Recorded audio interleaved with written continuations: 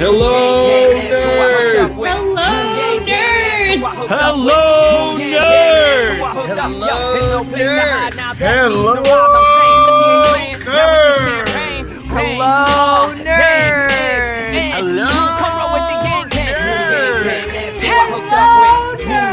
Hello, nerds! Hello, nerds! Hello, nerds! Hello, nerds!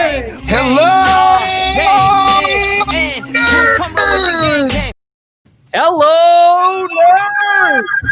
Hello, nerds. Hello,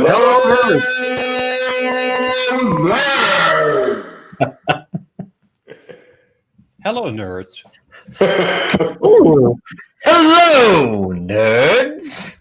Oh my goodness. Welcome to the first Nerds for Humanity Vice President post-game debate show. Before we get into all of the topics, the highs, the lows, favorite insects, all of that good stuff, let's do a quick round of introductions. Noah, why don't you get started, and then we'll do Jermaine, Tim, and then Steve. Who are you? Hello, I'm Noah, also known as Mr. Bond. I do computer stuff, and I'm pretty pro-Trump on Twitter. Me and Tom have a lot of conversations on Twitter. It's quite fun. You're tenacious. Anybody that wants to start a debate with Mr. Bond on Twitter, he will not stop. He won't. But you're a good guy. Jermaine. Hey, y'all, this is Jermaine Johnson. I don't know what to say about myself, man. What do you do, bro? I'm a full-time consultant, and I am the Democratic nominee for South Carolina House District 80. Oh, that's right. You're still a nominee, but it's a pretty strong Democratic district. Yeah. Voting's already started here, and I actually went to go vote for myself today, and I was standing in line. You know, these mad hard. Uh-oh. Jermaine's internet is no bueno. Down for the count. Yeah. Hopefully when he gets into office, he can advocate for some better infrastructure. Let's hope Jermaine will come back. But Tim, why don't you give an introduction? That's very clever segue. Infrastructure from the vice presidential debate. Nicely done, by the way. I'm Tim Donner. I'm the Washington political columnist for LibertyNation.com and the host of Liberty Nation Radio, which is heard on, by last count, about 37 stations across the country, including Washington. I actually delved into politics by founding One Generation Away, which is dedicated to basically applying America's founding principles to the issues of the day. And I actually, in a fit of temporary insanity, actually ran for the United States Senate in 2012 and asked whether, my wife asked whether I was going to run again. Her answer was, only if it's with a second wife. So you got your sanity back. Well, welcome to the Nerd Zone, Tim. And I presume, just so for full transparency, are you pro-Biden or pro-AOC? What is your political persuasion, sir?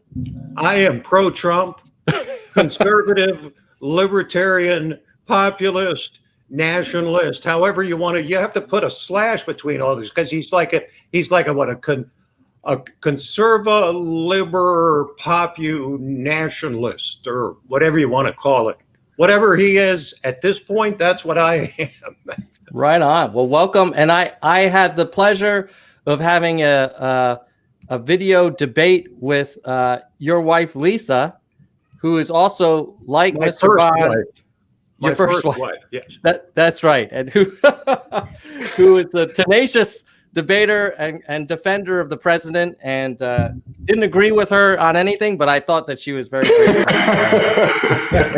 And by the way, she said the same about you. He said he's such a nice guy. I said, you mean there's someone we can actually talk and not fight and throw barbs at each other? She said, I think so. Well, hopefully, I'll by the end of the show, you'll still feel the same way, Tim. And but welcome to the Nerd Zone, and we're gonna hear your thoughts in a little bit. Let's move on to Steve's intro. Hey, Tom, it's been so long. Yeah. I live in Northampton, New Hampshire, here on the beautiful seacoast, where it is late already, but people aren't going to bed yet. I used to be the mayor of Portsmouth, New Hampshire. I ran for governor on the Democratic side in 2018. Met Andrew Yang in January of 19. We connected on all kinds of levels. Ended up being a senior advisor on the campaign for him.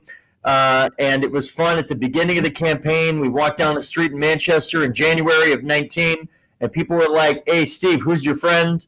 And by January of 2020, we'd walk down the street in Manchester, and people would be like, "Hey, Andrew, who's your friend?" And we had made progress. And it also meant I hadn't been a candidate for a while. So anyway, it's always a pleasure to be on the show. And I guess I'd call myself definitely on the Biden-Harris side of the aisle, and a progressive Democrat. And it's fun to see diversity of opinions on the panel tonight. That'll be fun. Yes. And Ronnie, welcome back, sir. What's going on, brother? Give us a little introduction from the great Northeast. Oh, okay. So I'm from Connecticut, and I'd call myself an independent. As far as Biden, Kamala Harris, Trump, Pence, I haven't quite decided yet. I'm still indecisive. So this is gonna be interesting hearing everybody's dynamic. But at one point, I was a Bernie supporter, and I switched over to Andrew Yang. I met Andrew Yang in New Hampshire. We hung out together for New Year's Eve, and it was an amazing experience. And I have a channel dedicated to Andrew Yang. It's news and politics in general, but about 80% Yang. And this should be fun. All right. Welcome back, sir. Josh from NPV. I think you were a Stein voter back in the day, right? I was in 2016, and I was supporting Bernie, and I voted Bernie this time around, mainly because in by the time he came to California, Yang was already out. So I was really sort of like torn between should I go Yang or Bernie. So that's where I am now. So I do have a channel. It's called The New Progressive Voice, and I define progressivism in the style of Theodore Roosevelt. So I'm all about dialoguing across the aisle. Right on. Oh, I'm sorry. One last thing. And then as far as who I'm supporting right now is Joe Biden and Kamala Harris. Right on. All right. Well, let's start with people's reactions to the debate. Maybe we'll start with who do you think won? And what do you think was the winner's best moment and the other candidate's best moment? I'll start, and then we'll kind of go in similar order as we did last time. We'll start with you, Noah, after me. My quick answer is I think Kamala won. I don't think she had a knockout. I think there were high expectations already. I thought that she was really poised, and I think she practiced how to handle interruptions well, and she managed to hold her ground without coming across too adversarial. So I thought she was the winner. Her best moment was probably when she would kind of chide Pence and say, like, may I finish? I thought that was, my wife was saying as she was watching this, that every woman watching this debate knows how Kamala feels. And so I thought that was effective. For Pence, I thought his best moment was when he asked Kamala, are you going to pack the courts? And it was pretty clear that she didn't want to answer that question. And I'm sure it wasn't a surprise question.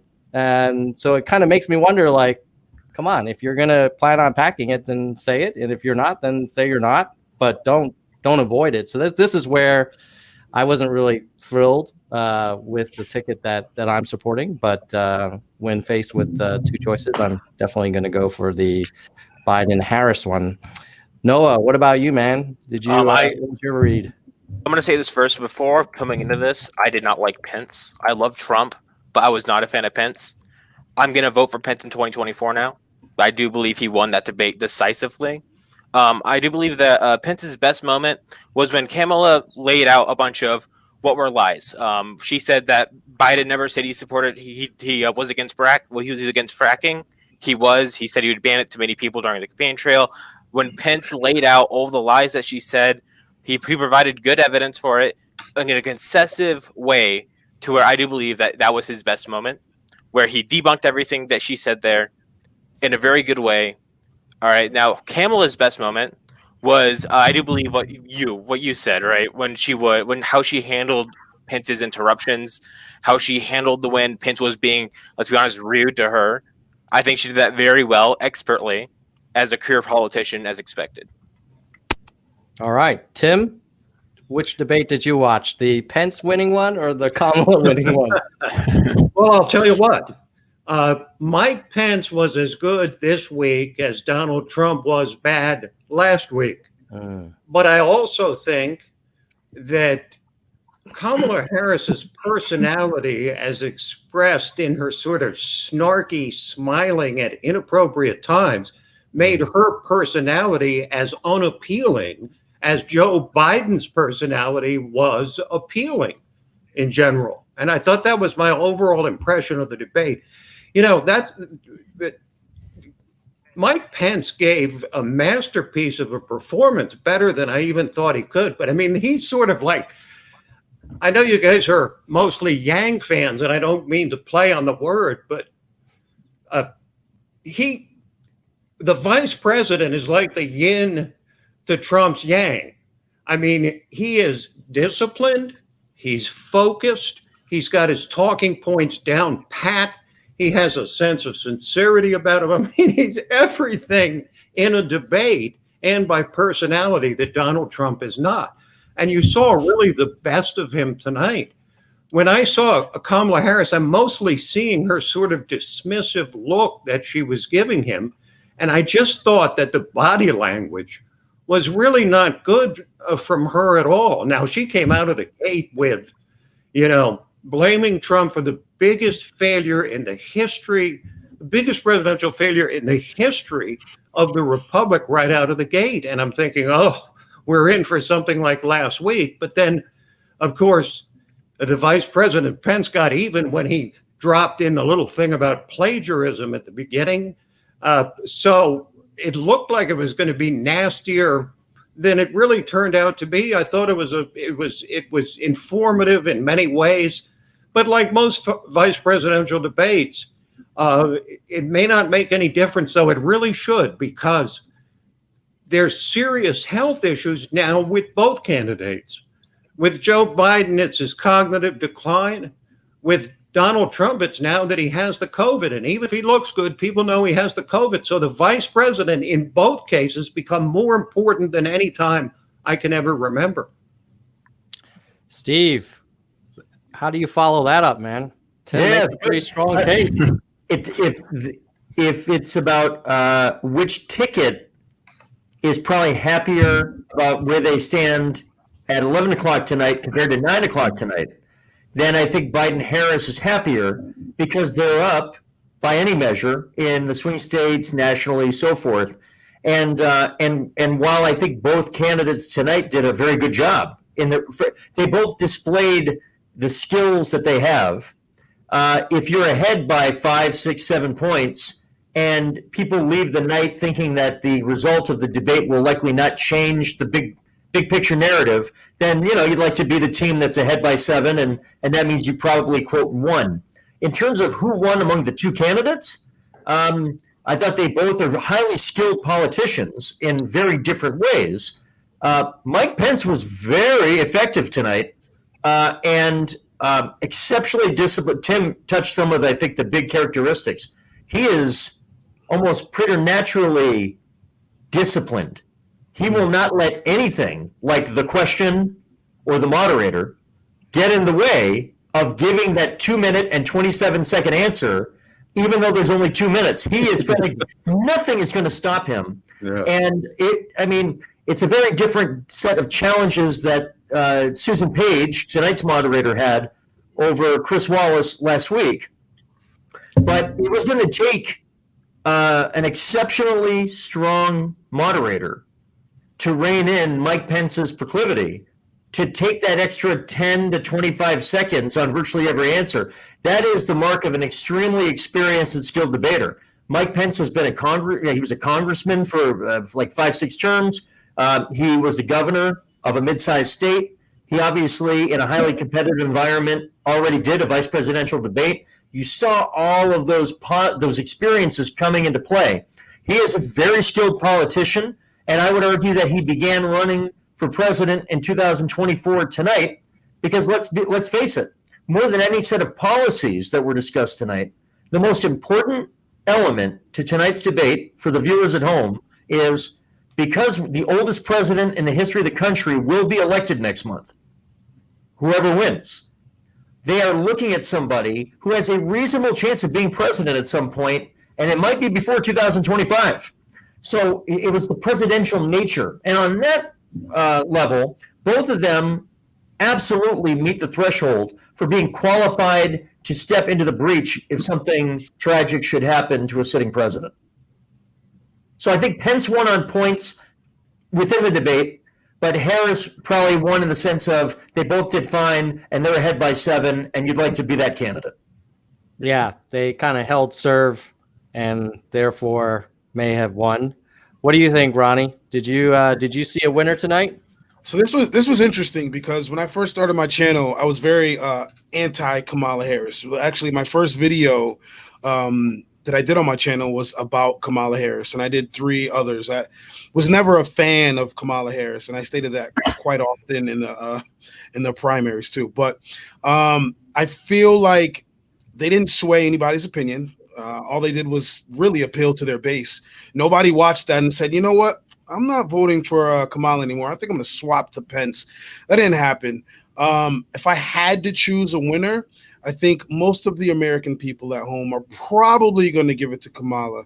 Though I agree, Pence made a lot of great points that people like you and I and everybody here paid attention to. When he talked about raising taxes, he brought up the Green New Deal, the economic surrender to China, trying to bury the economy, things like that. So we caught on to a lot of things Pence was talking about, but the American people at home, I don't really think the things he was saying is going to sway them at all, or was that significant to the people that were watching. Now, as far as her body language goes, that did appeal to some people, actually. I remember I got a phone call right when it ended, and the person was saying like, "Oh, she nailed it. Did you see how she handled him so effortlessly? You go, girl." And I was like, "Okay," but yeah, I think from a social standpoint, she appealed to a lot of people. I think a lot of women are gonna be pro Kamala Harris if they weren't already after this, but they didn't sway anybody from watching that, and it was actually almost faux civility, if I had to put a stamp on it. Josh, what do you think? Yeah, I think that because Donald Trump is on the downside right now, I think Pence overall did an extraordinarily good job of defending Donald Trump and also came across presidential. And overall, I'm sorry, I can't remember your name, Tim. I think his points, I received them very well because I agree. I think that just his ability to be disciplined and stick to the talking points that conservatives really like. Also, I think will bring out the base, give them sort of like regender confidence again, that maybe Trump has a chance despite being down. You're seeing in the polls like he's 10, 12 down. As far as Kamala Harris, I feel like she underperformed. I think more people were likely expecting more from her. She seemed a little sloppy and all over the place. She couldn't really seem to nail down anything particular that would be a resonating message. She did have moments like when she was talking about some of Donald Trump's record, and she mentioned the bounties, whether you believe that's false or not. It's what the American people hear. Those are some points that she really keyed on, trying to appeal to whether American people really feel like Donald Trump cares for you. So I think that's where she was strongest. That part of it. I think that Tim was right about where Pence was strongest. I'm going to give him the slight win. So you're going to give Pence the slight win. Yeah, I think it could potentially be a 1 or 2% shift toward Trump's kind of my guess. You know, one thing I saw on Twitter was a lot of people saying, wow, the bottom of both of these tickets looks a little more interesting than the top of both tickets. And I was curious, do any of you guys have thoughts on whether that's going to fundamentally change how people are going to vote? Like, are they going to be actually comparing not Trump and Biden, but comparing Pence and Harris and voting based on that? Well, they should. I mean, they should, because again, for the reason that, you know, I think everybody pretty much almost assumes that Kamala Harris would become president at some point, and very possibly during Biden's first term. I mean, you know, he himself has basically called himself a transitional figure, which means he's basically a placeholder for whoever the Democrats feel is their future, which I think would rest more in someone like an Andrew Yang or a Pete Buttigieg necessarily than someone like Kamala Harris. Let's not forget, Kamala Harris was a miserable failure as a presidential candidate. She came into the race amid great fanfare, highly funded. She had, I think, the largest turnout for any of the presidential announcements. And she fell flat on her face after she basically accused Biden of being a racist. But, you know, she claimed later that wasn't really what she said, but that's basically what she did say. And she brought up busing and all that. But after that, she fell flat on her face. She was out of the race before the end of the year. So, I mean, let's be honest, guys, she was a terrible presidential candidate. Doesn't mean she wouldn't be in 4 years, but I think that same kind of body language and personality that I saw in her tonight. I'm not a woman, so I can't speak for women, but I just found it. I found it very unattractive, personally, from her. And I agree with. I guess maybe it was Josh that said it, that she was very dodgy on some questions. I mean, you're going to pack the court? Well, maybe she should have said, well, we'd have every right to, because they're trying to ram through this Amy Coney Barrett thing. But she completely dodged it, and I don't think that was lost on the viewers. Jermaine, can y'all hear me, man? I don't know what the heck is going on, man. My stuff has been being crazy right now. Can y'all hear me fine? Well, you've been trying, I can tell. Well, so give us your thoughts on the who you thought was the winner and best moments. Yeah, so the first thing, I don't know what anybody else has been watching, but I mean, Kamala Harris, she did not come to play. But I also believe that, right now there's 7 men on this panel right now. Yeah. And how dare we sit here and discuss this woman's body language? There's 7 men up here and we're talking about this woman's body language. I mean, that is absolutely, that right there should get everybody on this panel called a sexist, man, because we're discussing this woman's body language. I mean, that's just crazy, but, with what she was saying, she was literally talking about, she was addressing the facts. And how many times did we count tonight where Pence literally just did not answer the question? He was like, no, well, I'm going to use my time to talk about this, or I'm going to use part of my time to talk about that, or I'm just going to answer this, and let me go back to that. He just completely talked over the moderator all night long, and to keep her, what she was doing, like pretty much the whole night, just to keep from going spazzing on this guy. I know a lot of you all on here have like smiled awkwardly or did something crazy when you didn't want to go crazy on somebody. It's like she literally was like, oh my God, like this guy won't shut up. And Biden, obviously last time that we saw the debate between Biden and Trump, Biden did a worse job at controlling his temper when he called him a clown and he called him all those different names. Like, oh my God, will you just shut up? She was just like, all right, like, man, this guy right here, but without even saying anything. She was controlling her temper in the situation. So with what she was saying, she was spouting out facts the whole time.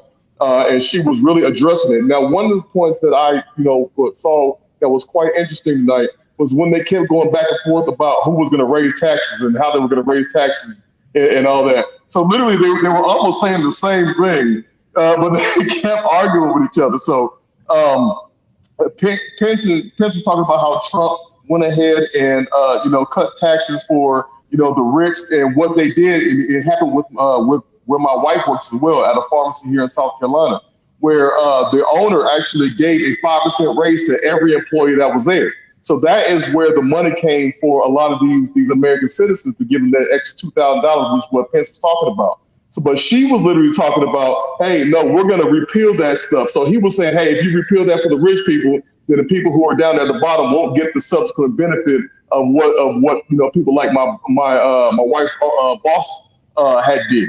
But they were talking about, hey, but what about the other people that did not have a boss or owner levels like that? And what about those individuals who did not see that benefit? So what about those individuals right there? And if they ended up, if they cut the taxes on them, then money will go back into the Americans' hands. So from what I saw tonight, absolutely, it was Kamala Harris was the winner. I think Pence came off to me like a snobby rich kid. And, I really feel like, he could have did a little bit better and a little bit more prepared. But, his demeanor was great. All right. Now, I got to let Tim respond if you want to share any thoughts about Jermaine's comment about, how can we talk about body language before we get into that. Yeah, no, I think before we get to that, let me just say that in future, I will attempt to have a more diverse panel around gender. Last panel, we did have a female panelist. This one, I had one, but she was not able to make it. I will redouble my efforts in the future to see if I can get more people to come on. But now moving on to the point that Jermaine was making, I don't want to necessarily say I agree with Tim, but I do feel like everybody has a right to comment on how they received the performance or how they observed the candidates. Okay. And the same way that Tim could talk about Pence's body language, like I don't feel like anyone should be excluded from observing. She's the potential vice president. I mean, right? So Ronnie, you would agree that's not off limits, but Tim, what are your thoughts? Like, do you feel like, oh wait, you don't think? Well, it's how you word it. Look, Jermaine has a point that we're all men. So who are we to say? Yes, but body language cuts both ways. Do you remember the debate between Trump and Hillary Clinton, where Trump looked like he was sort of menacing her from behind, and everybody commented on his body language? It's not based on sex or gender. It's based on the overall impression. Now, the impression, everybody gets their own subjective impression, but one person's snarky is another person's cool and calm and collected. One person's a terrorist is another person's freedom fighter. So everybody is open to subjective judgment. But I don't think it's a thing that's based on gender so much as a reading, of what someone's saying through their body language, which, studies have shown that body language is an overwhelmingly important part of the evaluation that people make of candidates. Yeah, I tend to agree with that, but I mean, Jermaine, you for sure, this panel is all men. Like that's my bad, but I do feel like Tim has a point, which is like he interpreted her body language to be, not presidential or not becoming. Is he not entitled to his opinion? But when you understand communication and body language, you understand it is cultural. So it's cultural, and it's got a lot to do with gender. So you cannot just, you can't just say, hey, her body language is wrong. You don't know what her culture is. You don't know what her, it all depends on it. So we know that 67% of communication is body language. So it's based on, different aspects and different parts of it. Now I'm reading Ronnie's body language right now. I don't think he agrees with you. Ronnie. I mean, no, That's he's not wrong. He's not wrong. He's right. Dr. Jermaine is right. But when I was watching this debate, I wasn't watching, let me see how Kamala the woman reacts. I was watching, let me see how this potential future, not only vice president, but president reacts. I did the same thing during the primary where she had a lot of hubris. She was very snarky, especially when she was referring to Yang, right? When he was talking about universal basic income, she was very dismissive, right? And so I commented on that. And so I wasn't commenting and saying these things because of her culture or because she was a woman. I was taking it for what it was and commenting on it. And I think that's what Tim was doing either. But a lot of what it is how it's presented and how we say it. Now, I agree that we do need, even though this panel is diverse as far as, ethnicity and race is concerned, but it would be nice to have a woman on here, like Paget on here would be incredible, or somebody along those lines. But when I was watching the debate, I literally wasn't thinking of Kamala as a woman. I was thinking of future president. And that's what I was basing everything on. But again, you're right. Some, cultures respond and act a certain way and things along those lines. But that's not how I was viewing it. And I don't think that's how Tim was viewing it either, just her as a woman. I don't want to put words in your mouth, but. No, I just found it distracting, actually. I found her body language distracting. That's the reason I commented on it. So, Tim, I have a question. How do you feel about Trump's body language when he normally debates people? Do you feel the same thing? Well, I mean, he tries to use strength and intimidation to some extent, to be sure. He tries to project power through body language, no question, and through the ferocity of his language. That's always been his game. I mean, that was his game when he was in real estate, and that's been his game, in politics. And I think when you're a challenger, it probably that kind of body language works more effectively when you're a challenger, like he was in 2016, than it does as an incumbent president. Let's talk about policy. Can somebody point out the fundamental difference of body language between Kamala and Trump? Yeah, I'd just like to chime in. I do think that we're making this into a much bigger deal than it actually is. I mean, I do think our society generally, women do tend to express themselves more than men, and I think that we shouldn't go without saying that. So, and we also interpret the way gestures are differently. Like, for example, Tim was maybe understanding Trump as strength, whereas maybe a female would see Kamala Harris doing something through nonverbal and consider that as strength. So again, it really is about one's context and one's individual experience. I think the bigger question here is less about that and whether or not the message that she's given is discipline. Is there a core message that she's sending out to the public that resonates with people? Ultimately, all those other things I think are more like residual small details, that don't really impact that much of the voting population. Maybe about those things. Let's Tom, if I could. Yes. A quick point first, because for the near entire history of American presidential and vice presidential politics, we've been dealing with men, with a handful of exceptions. I do think it is easy to take what the traditional male-driven definition of strength or leadership or tone or even body language, because men and women are individual. Your miles may vary as an individual, but there's plenty of research to show that women and men do have general differences in how they communicate, and that includes body language, tone of voice, language that's used, eye contact, everything. So as we see more and more diversity, hopefully in an accelerated fashion, into future presidential and vice presidential debates, part of this is going to be not trying to stick 200-year plus definitions of what the right way to look, to sound, to be, because there's only been one way. Pretty much for 200-something years. And so there's going to be a diversity, not unlike when you see basketball become a more international game. There are many ways to play beautiful basketball. And so you've seen the Euro style, you've seen different styles. They can all be effective, But I think at the beginning, when a new culture of introducing a way of being successful comes into play, often it's awkward at first because you try to jam the existing definition of effective into everybody else. But of course, there are many ways to be effective. One other point I'd make that's not body language, but I found about halfway through with Harris, you talk about discipline.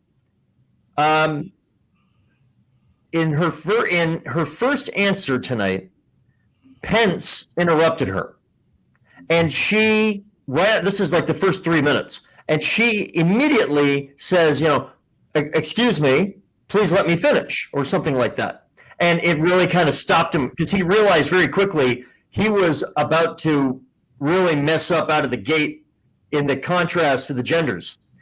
And then I was saying to myself, okay, let's see if she now will inject herself into his answers, which would provide an opportunity for him to be like, hey, you can't say that to me and then interrupt me all the time. Watch her over most of the 90-minute debate.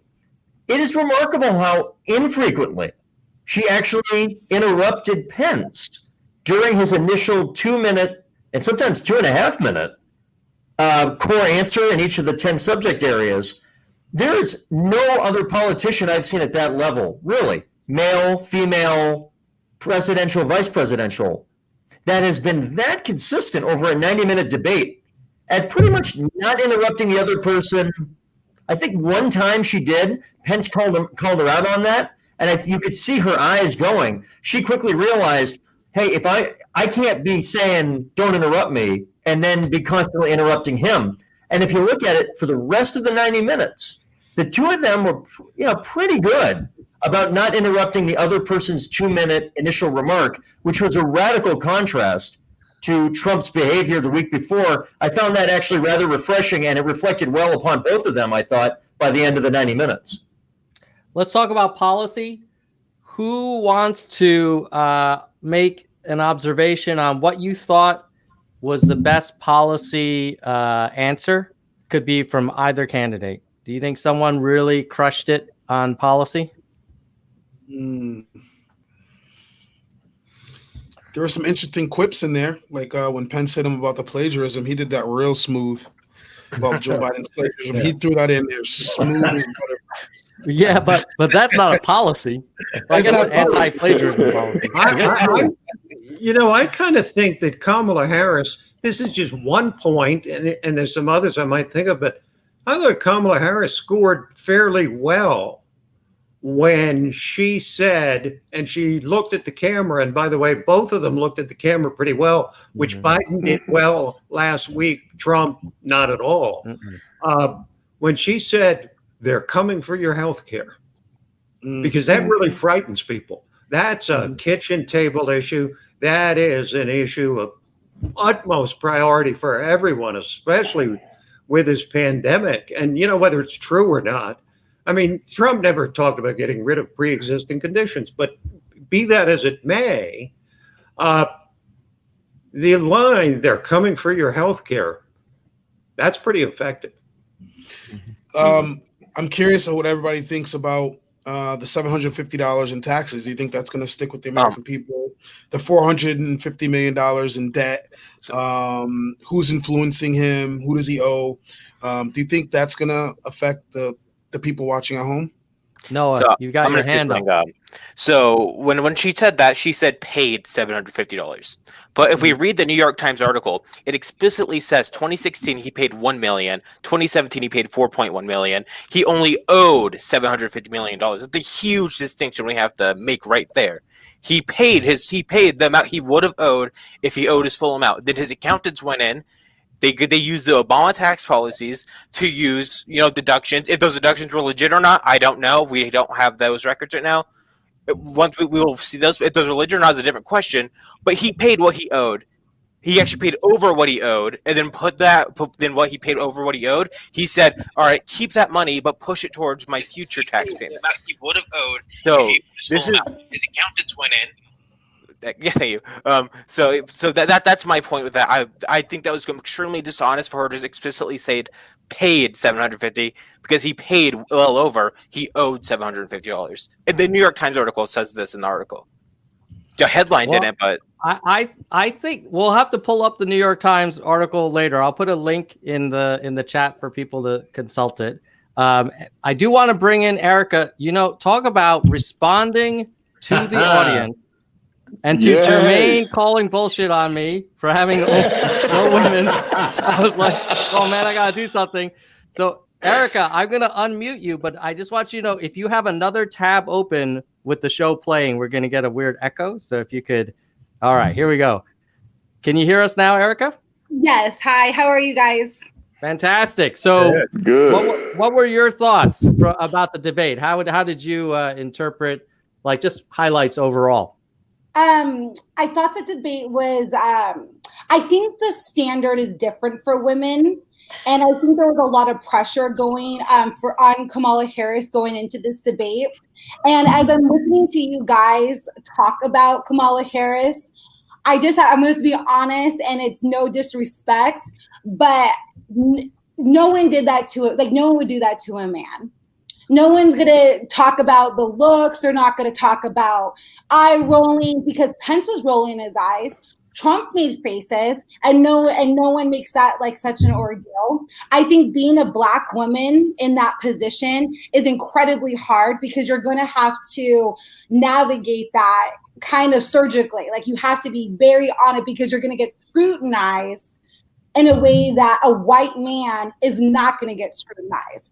And I know the position that she was in is really hard. It's complicated. There's all this pressure. But I think that if it was a white man, no one would be saying these things. And I really feel that way. Can I just? And I appreciate Dr. I'm sorry. Speaking up on behalf of women. And no, thank you. And I just want to say I appreciate Dr. Jermaine Johnson speaking up on behalf of women because that's important. We have to have men that are going to respect women and they're going to advocate on their behalf. That is really, really important. All right, Tim, you had that's my sister. some thoughts. Just a quick point. When you talk about how, with all due respect, when you talk about an eye roll and that nobody would blame a man or a white man for an eye roll, in the 2000 debate between Al Gore and George W. Bush, the defining moment was when Al Gore sighed and rolled his eyes. And everybody reacted to it, and it was like the big moment of the debate that cost Gore. So I'm not, I think that cultural thing can cut every which way. Yeah, I mean, Tim. Oh, go ahead, Erica. I'm sorry, Tom. Go ahead. I was going to say, I think that. Okay, go. All right, I'll be really quick. I would say I think both of you are right. I remember the Gore sigh. I remember, I don't know, many of you probably don't remember this, but remember when George H.W. was looking at his watch, right? I certainly remember Trump acting, making faces. There's plenty of GIFs about him looking quite stupid. So I do think men get criticized for body language too. However, I do think the people tend to be more sensitive to when a woman kind of does something. Okay. And it is a higher bar that like a woman has to kind of nail it and get that perfect nuance and be strong, but don't be too strong. Or, so I do think it's not the same standard, but I don't think it's fair to say that men get off scot-free for body language. But Erica, you wanted to say something. Oh, sorry. Kamala Harris had to demand her respect on that stage. She had to check Pence and say, let me finish. I am speaking. He steamrolled Kamala. He steamrolled the moderator. There was no respect there. And even when she had to say it multiple times, and there was one point of the debate where he really steamrolled her. And if she would have gotten really loud, if she would have been, combative, now she's going to get labeled as the angry Black woman. So that's the point that I'm trying to make.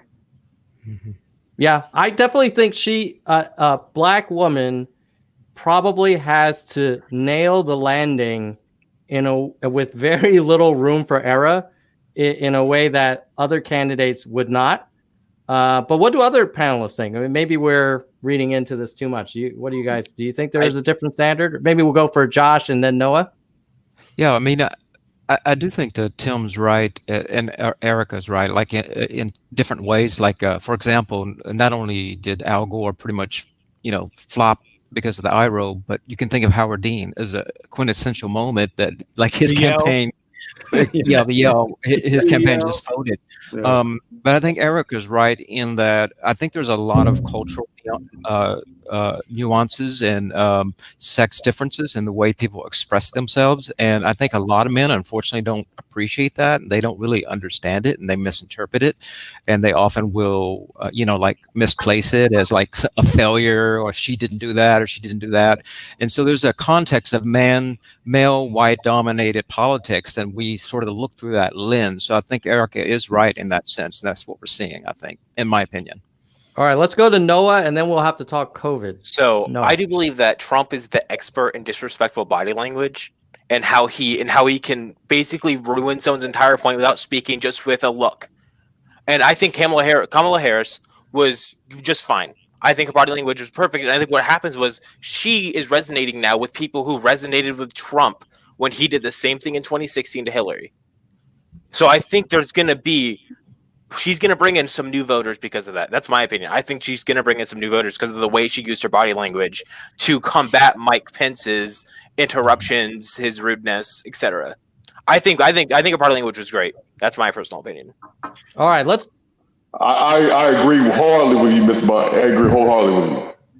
Oh, Steve, you might be muted. I don't hear you. Sorry about that. Yep. Just a general question. I think we kind of glided by that. Maybe we're taking for granted.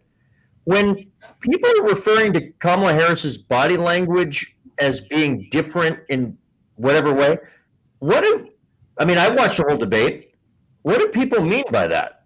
Like, what are we actually referring to? Like, what's the thing? Yeah, it really wasn't that significant. I agree. It was mostly the minor movement she did when Mike Pence would interrupt her. It's more. I'd say it's more the energy that she projects, the energy surrounding her. And again, as I said, that's a very subjective thing. I just inserted the way I reacted to it compared to, say, Biden, right? Because they're not the people I'm voting for. So I'm looking at the two of them, comparing them. Biden's a very likable guy. And when he looked into the camera last week, I thought that was very convincing. I didn't get that same kind of energy from her. One thing I took from it that is interesting, that Trump and Harris, who I don't put them in the same paragraph very often. But one thing that they both do, as somebody who's been on TV debates as a candidate myself, is if you express yourself using your hands a lot on TV, that's one of the things that I've over the years had to practice doing less of, because it's actually the camera's not made for watching hands. It's made for sort of the neck up, eye contact, and things like that. Trump uses his hands a lot, and he uses them in a very rigid pattern. There's a very clear pattern, and it kind of looks like he does a lot of this, and he frames it like that, and that's not good. Like, that's not, and Harris does use her hands probably more than average, but here's the thing. Pence is unbelievably robotic, to the point where the lack of any hands, the lack of any, we'll call human movement. He had a fly on his head for 15 minutes. I mean, it didn't move. It's amazing that the reason a fly can stay on the head for 15 minutes is because the head wouldn't friggin' move for 15 minutes. Because he's a robot. He's a robot. So he's one of the few politicians I've seen where the abject lack of movement would actually get a speech coach brought in to say, look, You've got to watch human beings on television once in a while and try to emulate what a human being does. Now, okay, let's move on to COVID. Because I was kind of surprised. I thought the debate's highlight, going into the debate, I was thinking, well, this is going to be where the fireworks are, because you have literally the chair of the White House coronavirus task force since February on the debate stage in a world where, 210,000 people have died and about 1,000 die per day, etc. But I kind of felt like it was anticlimactic. Did anybody have any reaction to their debate over COVID and the COVID response? Surprisingly little. Right? I thought Pence actually did better. I thought he was going to get totally beat up over it, but I thought he was good about like, hey, our plan, you plagiarize our plan, to Ronnie's point. And then talking about, of course, the banning flights from China. We know that's a common response, but also like the warp speed stuff. I don't know. I thought given the current situation, he handled it pretty well. And similarly, given the situation, I don't think Kamala prosecuted him as successfully as I thought she was going to. I mean, Josh, what was your take? Yeah, I agree with you. I think when she was most successful and when she talked about the evictions, and the tax cuts, how Biden would be serving the people, whereas Trump serves the rich, that to me was her most effective moment in that discussion. But outside of that, I think generally the message was lost and she didn't capitalize on that opportunity. Erica, you were nodding? Go ahead. Good, Dream. Jermaine, you do it. And then I think she could have really beat. Yeah, I think she could have really beat him down on that, on that subject there, because we know the numbers, and then the fact is that we know the facts on how the Trump campaign, the Trump campaign knew about all the different things months before they even said anything. I mean, they had all this information. And we could have. I think it could have been a capitalizing moment for Kamala to really say, "Hey, you guys suck." I would have just kept beating on that one, like, "Yo, you knew about this information and you didn't do anything." I would have just kept beating on that point. You knew this, you didn't say anything. You knew this, you didn't say anything. You knew this, you didn't say anything. You don't care about the American people, because the people who you care about, if there's something harmful coming their way, you will tell them. And you did not tell the American people, so you don't care about the American people. I would have just kept doing that. But, I think she could have capitalized more on that. Yeah, I echo those same sentiments. I think that it was a missed opportunity. The data is right there. It was there for her to win on this issue. COVID is a huge problem in our country. We have kids that are not even in school. The administration has done a piss poor job addressing COVID. And I think she should have really, really nailed this down and solidified, use that to set the tone for the rest of the debate. I think it was a missed opportunity. Tim? I'm surprised. I mean, I'm surprised at what Jermaine and Erica both said, because, I mean, she started out the debate by saying that his response to COVID was the biggest failure in the history of the republic for any president ever. And then, like Biden last week, essentially pinned the blame for all 200,000 plus deaths right at the doorstep of Trump. And then she laid out a few things that he didn't do. I thought she prosecuted the case about as well as she could, considering she was head-to-head with a guy who was involved with coronavirus every single day, that it's been his main job for these last several months. They haven't done a great job. And they haven't done it. Can I say Noah has been very patiently raising his hand. Mr. Bond.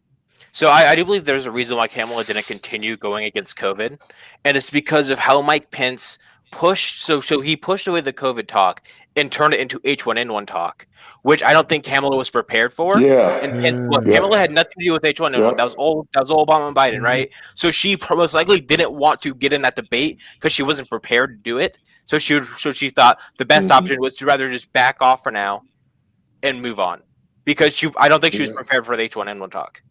I mean, the interesting thing was she hit a lot of the talking points that Jermaine and Erica, you mentioned, the number of deaths, the daily death rate, the lack of a national plan, yada yada. I feel like she mentioned all of the talking points, but the execution just wasn't there.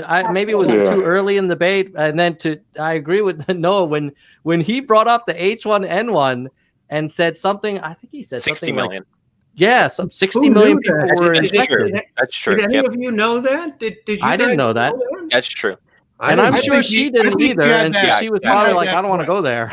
Yep. He absolutely had that prepped. He had that prepped. In case she brought up, in case she brought up anything about COVID, he'd be like, well, H1N1, he definitely had that prepped. A nice pivot she could have did was, well, you still haven't given people money, because the American people got one $1,200 check, and now your president's talking about let's stop negotiations. That would have been an interesting pivot she could have went to. Trump actually backed away from that, by the way. He's gone back and forth. He's now saying, send me $1,200, I'll send it to the people, right? He backed off when the stock market went down. He backed down from that. I saw that. He said, just give me that, just the $1,200, and I'll send that to the people after they already got everything they wanted in the very first bill. How about no? How about you accept what we put in this bill, like the Dems did in the very first bill, and we can go on from there. So I think the Dems should have gone back and forth. I don't think Democrats should have accepted the first deal. I agree, but they did harder. So I agree, but they did.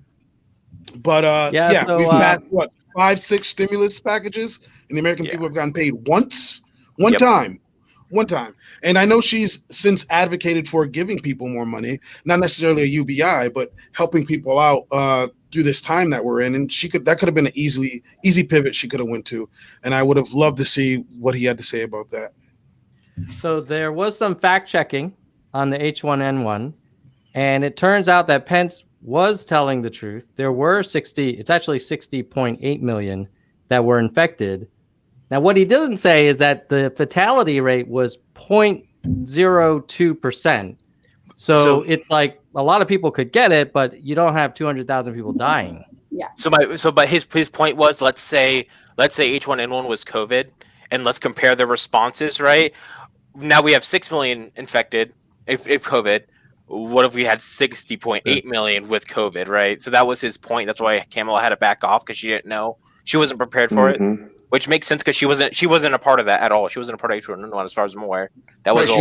It's a little unfair to compare how one administration responds to a 0.2% thing. I think it was more of an attack towards Biden. A deflection. It was a very effective deflection. Yep, I agree. Yeah. It's all about optics, and I think that overall Pence won that one because he brought up whether it's accurate or not. Most American people are not going to know the facts. He brought up the travel ban, and he wasn't exactly accurate on that, and a number of other things. She didn't really know how to answer to some of those and defend herself and defend Biden and state the facts. And that's why I think overall she lost that opportunity, and Pence won in the end. It's an interesting argument that, in effect, Pence was trying to make that I've not quite heard before like this, and I don't know how I feel about it. Is, hey, look, a lot of the luck of the draw is the nature of the pandemic virus that comes your way while you're president. And his whole point, I guess, is, look, if President Obama and Joe Biden had been faced with a virus as potentially deadly as this one, their poor performance would have been magnified and they never would have gotten reelected in 2012. And here we are with a far more lethal virus that, frankly, I mean, here's the part he didn't say that I think it's, if you listen to experts, and Pence, frankly, did a better job of this counterattack than I've ever heard Trump say, is it's not just that it's much more deadly to certain populations, it's also that you can be infectious without showing symptoms, which means you've got this potentially deadly virus that you could be walking around for days. I mean, I'm a big fan of the New England Patriots. I'm afraid by Friday we're going to have half the team they can't play because 20 of them have the virus, it appears, and they don't know it yet. That's where we're going. This is the problem. I will say, this reminds me of when I was watching this, the biggest problem that both Harris and Pence have is that they both have to deal with baggage that is not their own. So, like, Pence is sitting there going, listen, my boss can't put two sentences together.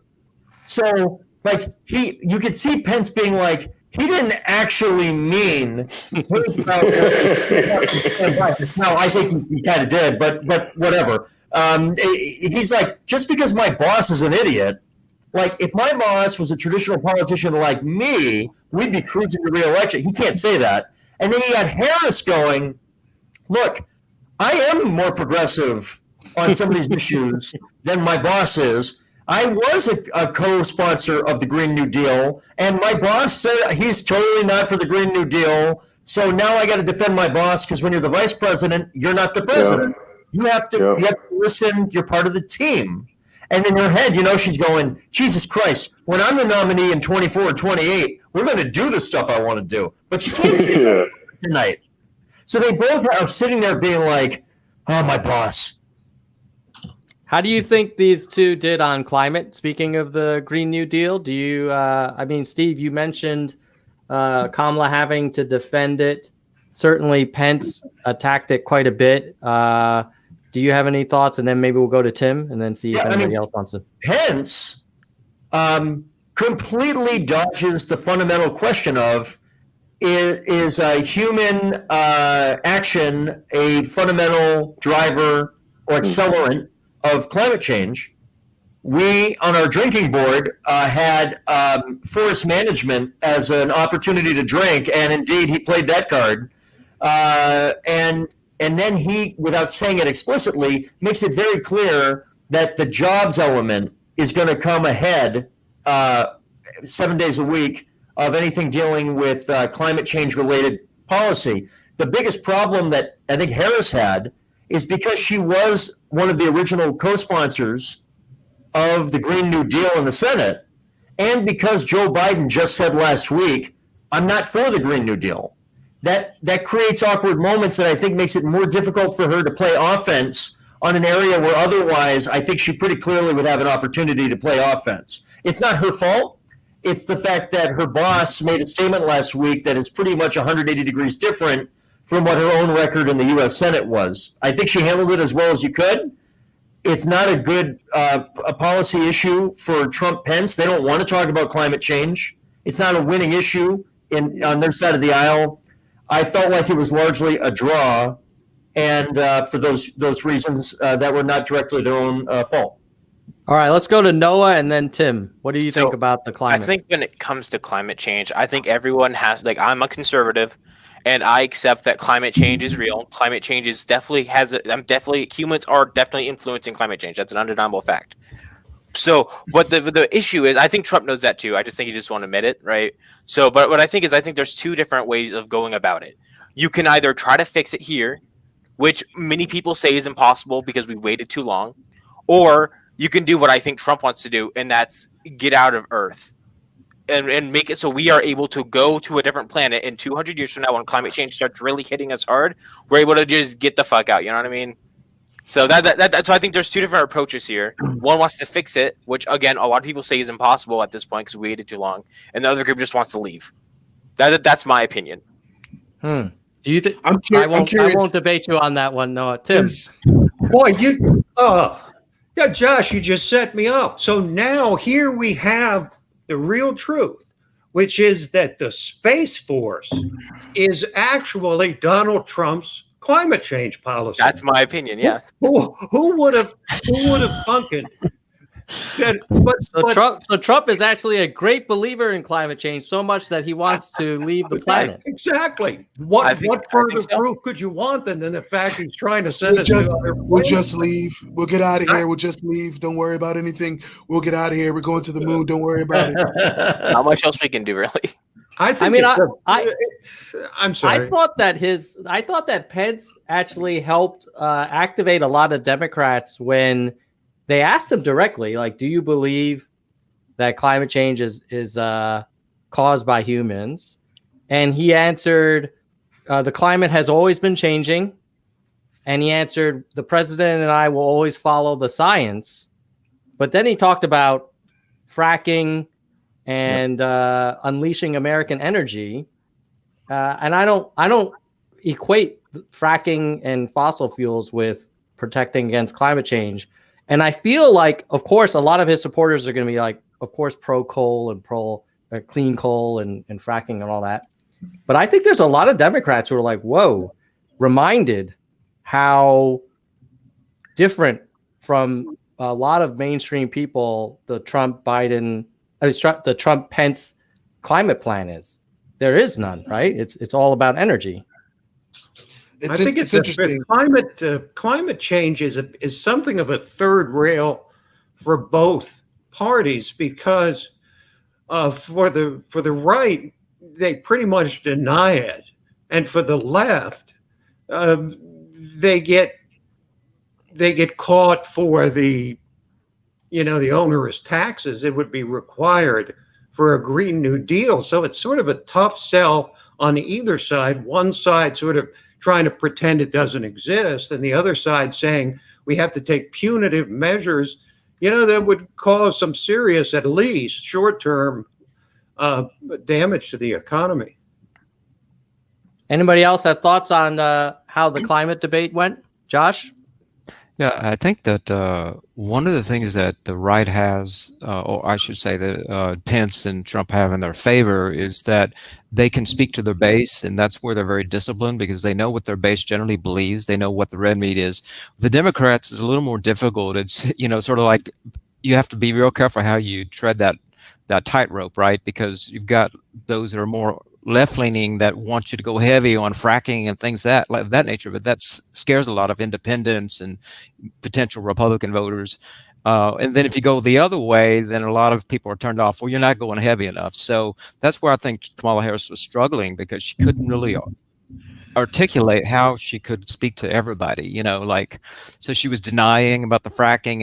And then on the one hand, that makes her look right wing, and it was just messy in that sense. She didn't really know how to maneuver through the sort of big tent of the Democratic Party.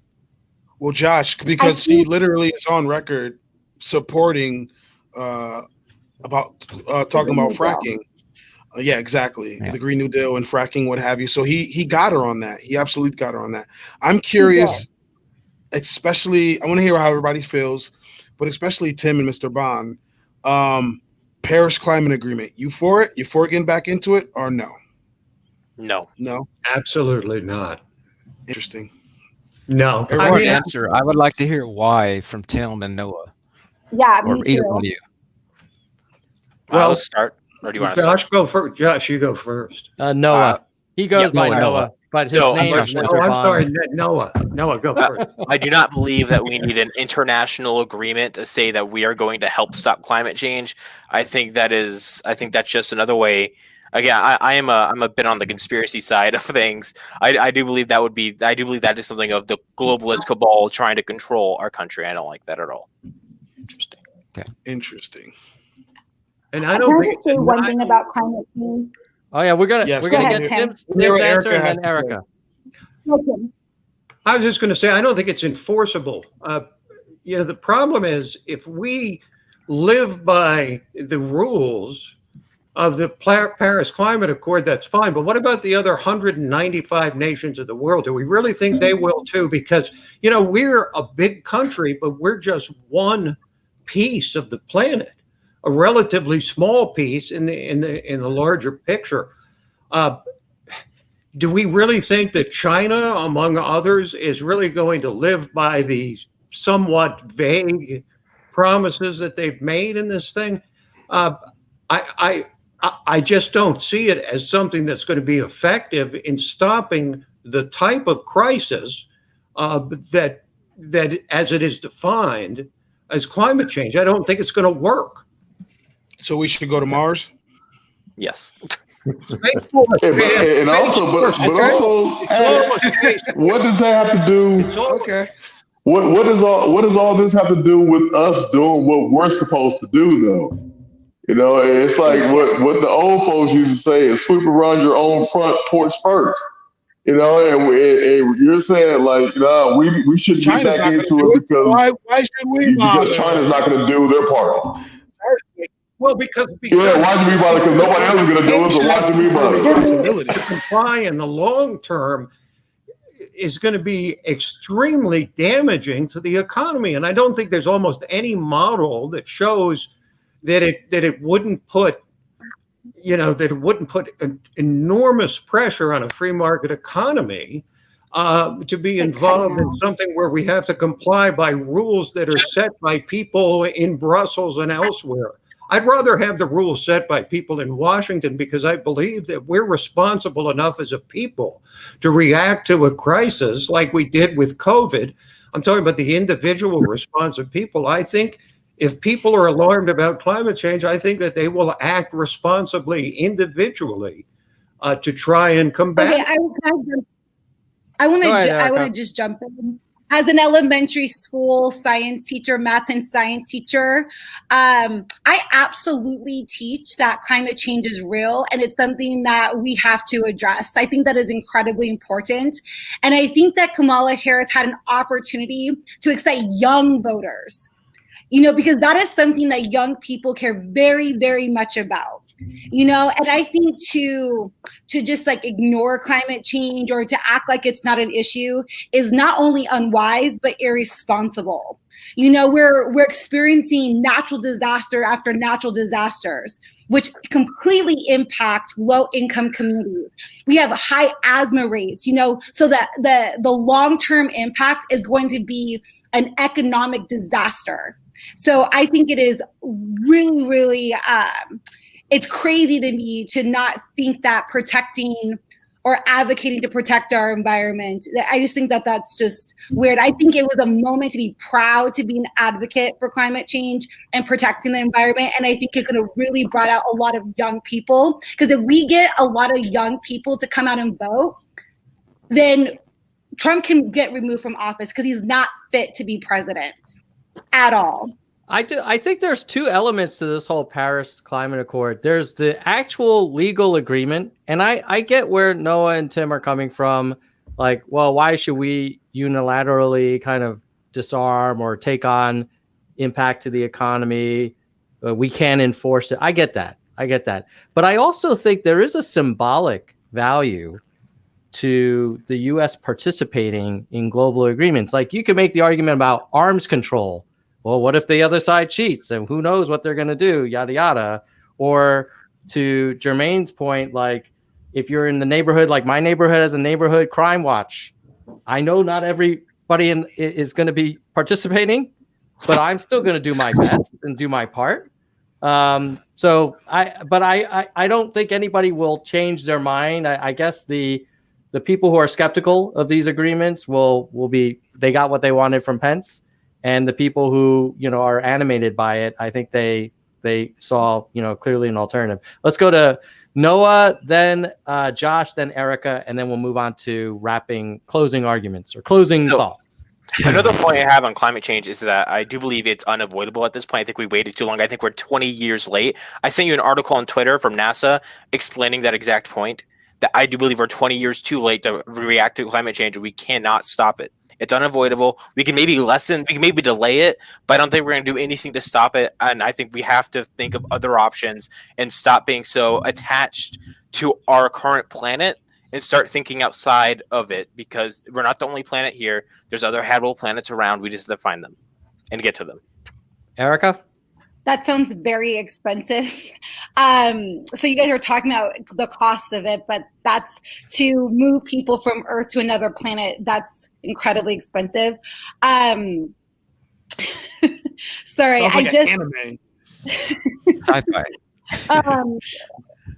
I lost my train of thought. Like that. All right, we'll go to Josh, and then we'll have closing thoughts or parting thoughts. Yeah, I'd like to sort of break that notion that jobs and the economy are somehow, opposite to mitigating the climate disaster that's upon us. Like Trump standing before the World Organization and saying that it's going to get cooler, despite like 99% of science saying otherwise, things of that nature.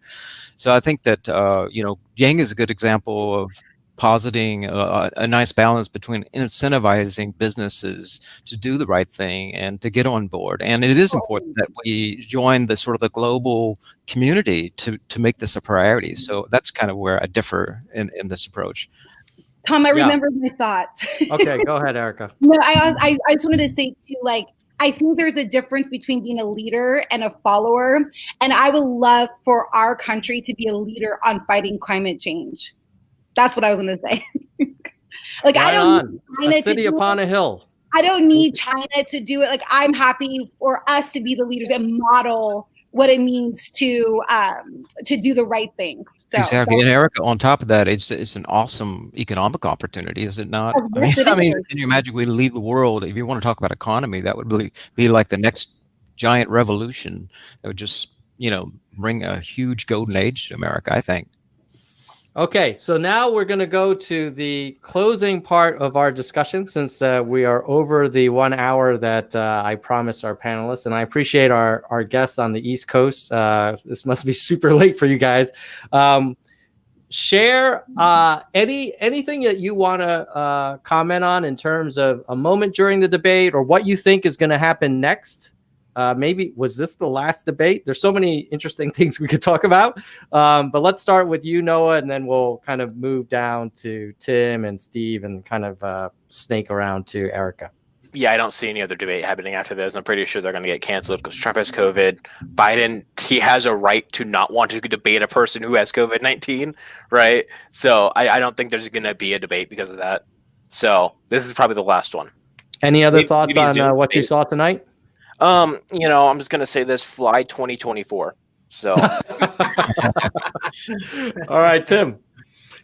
Well, I'll tell you what. I think that Trump will try to make the second debate and maybe the third because he has to. Mm-hmm. I mean, it's the only way he can make up ground other than standing and looking strong after recovering from COVID or whatever state he's in. He's never going to be like Mike Pence, and Mike Pence will never be like him. But I do hope that if Trump does make it to the second debate or the third or both or either, that he could learn a few things from what Mike Pence did tonight. Yeah, he was robotic. It's true. I mean, Steve's right. He was very robotic, but that's his style. I mean, you wouldn't want Trump to be that way because that's not Trump, but he could learn a lot from Pence in terms of discipline and sticking to a message, taking a message and making it stick, and not engaging. I think he would have been okay in the first debate with all the points that he made, except that he kept interrupting Joe Biden when Biden looked like he might be starting to lose his grip a little bit. But Trump never let him. He interrupted because he couldn't help himself. Well, if he can't help himself again in the second and or third debate, then he's lost every opportunity to make up the ground that he seems to be losing more with each week. Thank you, Tim. Steve? A few points that I saw in the last few minutes in terms of the data from it. It turns out that they were 3 seconds apart tonight in their speaking time. 3 seconds apart. So on that level, it may not have felt like that because Pence was, as a matter of course, regularly going over the 2-minute mark by 20 to 30 seconds. But there were a few places where Harris got additional time, and I think down the stretch, it's pretty clear from the data, Susan Page found ways to claw back a little more time for Harris and got it. It was, I think, 36 minutes, 24 seconds to 36 minutes, 27 seconds. So I'm not sure Susan Page was able to kind of shut down Pence's proclivity for going overtime all the time as well as you'd like.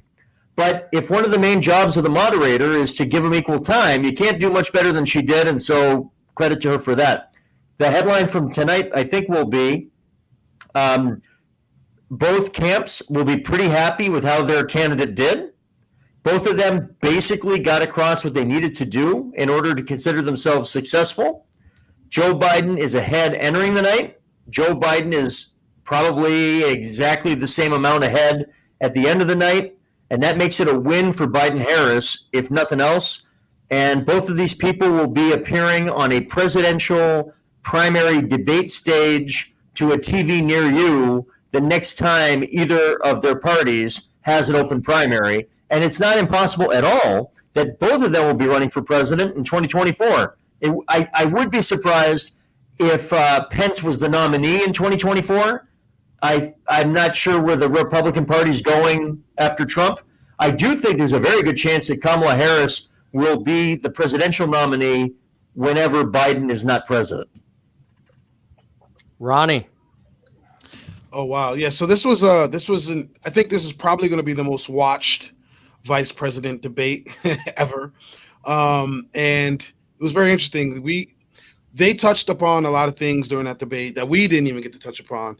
They talked about Roe v. Wade, Breonna Taylor, the Affordable Care Act, things along those lines, George Floyd. There was a lot that we ourselves didn't get to discuss that the American people got to hear them talk about in 2-minute segments that they're going to have to kind of sink in and think about, because we got some important decisions to make in the future. But I think Steve's right. The Biden team is probably going to come out on top. For the most part, I think the people that were already in their corner remained in their corner. I really don't think they swayed anybody to flip or anything like that. And look, if Pence is running in 2024, he's got to watch out, because Andrew Yang's going to be running in 2024. Yeah, Steve, I hope you are keeping the door open for Yang getting the nomination. Well, let's not go to Harris so soon. Right, I'm saying, man. Come on, brother. Oh, Steve, you're muted. That's good, because you probably heard me swear then. No, shame on me. I'm ride or die with Andrew Yang, and I will say that with Harris, obviously she would have a tremendous start on any future campaign, but there's going to have to be an alternative to her, just like there was with Gore in 2000 after Clinton won twice. Mm-hmm. And somebody like Bradley had to step in. This is what happens. So there will be somebody that will be the primary challenger to her, and it's going to have to be somebody that's very different. And I think certainly on that basis, Andrew would provide an Asian guy who likes math. An Asian guy who likes math. It's going to be something very different from Harris, visually, policy, narrative, because she will start with the head of steam the way things seem to be lining up. Josh, your thoughts?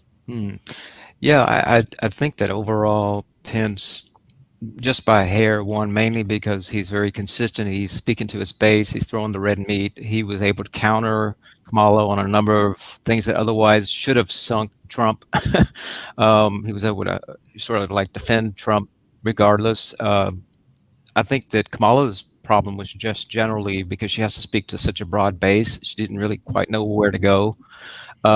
But in the end, I think Steve's right that when it's all said and done, you probably have very little impact in the polling. And finally, I would say that if Trump is going to do the last 2 or 3 debates, as Tim says, which is likely going to be the case, it's really his last chance to kind of try to pull back. It would be that Biden really needs to step up and set some ground games here and say, like, we're going to do these debates, then I demand that, we have, plexiglass or everybody wears a mask or something. Otherwise, he should just say that if you don't do that, then I'm going to pull out. Yeah. Do you think they could just do it online? I mean, people have meetings online all the time. That would be great. Why do they have to be in some studio? Sure. Erica, what do you think? Closing thoughts?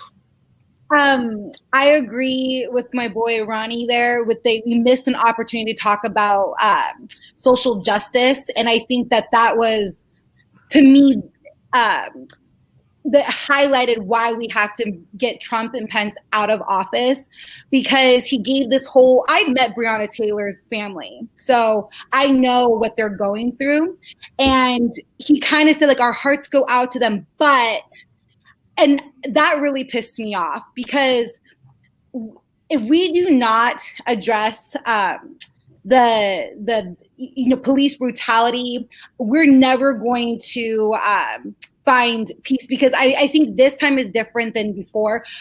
African Americans, people of color, are not letting up on this issue. So I was, again, disappointed by the Trump and Pence administration for not properly addressing the murder of Breonna Taylor. It was an injustice and it's not okay. And then even today, with all the stuff that came out with George Floyd and the $1 million bond, I just thought that it was just disgusting. I also want to say it's really important to vote. Please, everyone vote. Get that man out of office. He is the worst president in my lifetime. He is divisive. He whips up hate. We have to vote. Please vote that man out.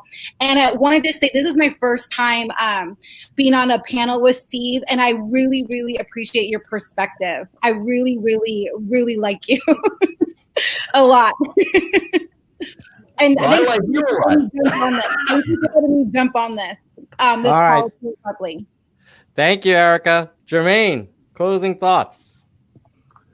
Yes, well, first thing I would like to say thank you to everybody for hopping on here and being on here and allowing me to be a part of this, man.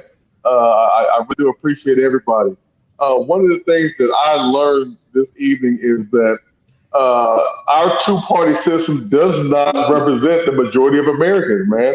And I feel like what we have set up and what we went through tonight and talked about tonight just shows that Americans, the true Americans, real Americans, can have civil discourse and disagree and agree and talk about certain things and still be friends and still be able to communicate at the end of this. I mean, some of my best friends, some of my biggest contributors to my campaign have been Republicans. I've also, I have Democrats, I have independents, I have Green, I have everything on there. And, I believe that what we have going on is, I believe that with a candidate like we had in Andrew Yang, it just shows that we can all come together and unify and unite around the people and what we need as people. So, it just solidified on what I had tonight. I mean, we have the left and we have the right, and they are just constantly hammering down each other. And then we have this panel discussion after it's all over of Republicans and Democrats and people who don't identify as anything. And we're like, hey, how can we all get together and solve this thing? And we're laughing and smiling and joking and having a good time and really truly exemplifying what we really wanted to do, which is humanity first. So, and that really that's what I gained out tonight, is that, they do not represent the true American family. And that's us who are on this panel tonight. So, I appreciate everybody's, thoughts and ideas and hearts and comments tonight. And, just know you always have a friend in me. Thanks, Jermaine. Yeah, I want to thank all you great panelists for spending your time advocating for your perspective. And also, to Jermaine's point, I feel like everybody was super cordial. Like we could disagree, and we're not calling each other names or accusing each other of not being patriotic. So that's fantastic. Or calling people labels of any kind. And hopefully more of this will happen in the future. We could debate why we're so polarized. I'm not going to go there, but I look forward to. My closing thoughts are: I thought the first presidential debate was going to be the big one, but I kind of feel like the next one is going to be the big one, because this is really going to be Trump's last chance to show that he's fully recovered and there was no long-term damage, and B, that he does have to overcome at least a few percentage point difference. Maybe it's 10, maybe it's really 3, who knows? But he's not in the lead. And Pence, I think, did a great job setting him up for potentially coming back. But, Trump's got to do it himself. And that also means that Biden needs to bring his A game, because in a weird way, I kind of feel he was lucky that he got interrupted so much, because in the way, if Trump had just let Biden be Biden, who knows? Who knows how he would have done? Thanks for the super chat, Jen. Jen saying this is the best panel yet. I saw some people saying that they preferred our discussion to what was on CNN. So that's always cool. That's a pretty low bar. I knew you'd say that, Tim. I knew it. So with that, I think I think she's talking about me, by the way. There you go. With that, we're gonna give it a goodbye, nerds, and we'll go in order. So Noah, do you want to start us off with the goodbye, nerds? Goodbye, nerds. That's you, Tim. Goodbye, nerds. Goodbye, nerds. Before I say give my goodbye, nerds, I just want to say you guys are all awesome. Like I follow like all of you guys. You guys are amazing people, and I feel honored to even be on this panel. Like Erica, like she was going so hard during the end campaign, and still is. Dr. Jermaine Johnson, everybody in here is so dope, and I just want to thank you for having me. So goodbye, nerds. No monologue, Josh. Just give us a goodbye. Okay, goodbye, nerds. Erica? Oh wow, she did the sign language.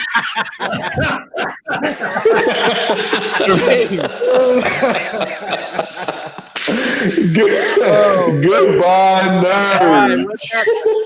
Erica, I gotta let you unmute. Hold on, let me unmute you. You were muted. You gotta unmute yourself. Nope. Oh, sorry, I didn't. I'm sorry. Goodbye, nerds. All right. Well, I will end it Bye, there. everyone. Goodbye, nerds.